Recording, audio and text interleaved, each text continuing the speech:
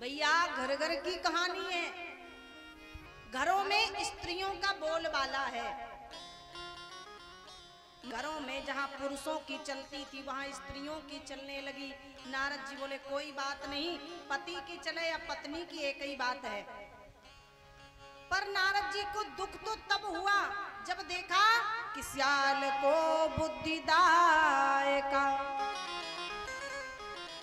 सियाल को कहते साले साहब को।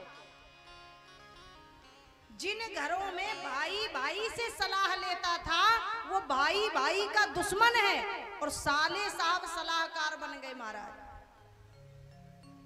और हमारे ब्रज में एक बात कहते हैं, दीवाल बिगाड़े आला और घर बिगाड़े साला। ये साला ही एक ऐसा होता है, कोई भी रिश्तेदार आवे बैठक तक सीमित रहता है, गेस्ट रूम तक, और ये साला आता है ना सीधे रसोई घर तक जाता है ठनठनाता हुआ विदाउट परमिशन। क्यों? गृह मंत्री अपना आदमी है ना, और जिसकी गृह मंत्रालय तक डायरेक्ट पैड हो महाराज, तो कब सरकार पलट जाए किसी को खबर नहीं है। ये साला ही एक ऐसा होता है। और महाराज जिन घरों में सालों की सलाह से कार्य होते हैं वो घर कभी जीवन में आगे नहीं बढ़ सकते। अगर साला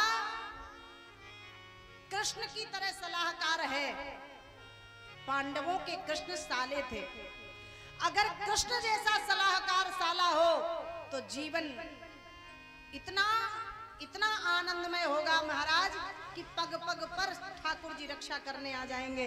और अगर साला शकुनी जैसा हुआ तो आपस में तुम्हें लड़ाकर विध्वंस करा देगा, तुम्हें आपस में लड़ा देगा। इसलिए नारद जी दुखी हो गए, बोले जिन घरों में भाई भाई सलाहकार हुआ करते थे, एक भाई दूसरे से सलाह लेता था, वो भाई भाई तो दुश्मन हो गया, सलाहकार बन गए साले। साले बुद्धि दे रहे।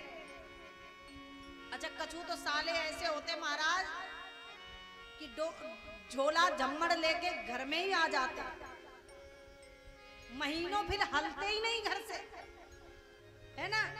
बढ़िया खा रहे, काम के ना धंध के, अढ़ाई सेर अन्न के, पड़े पड़े बहन बहनों ही क्या रोटी खा रहे महाराज और आपस में लड़ा रहे।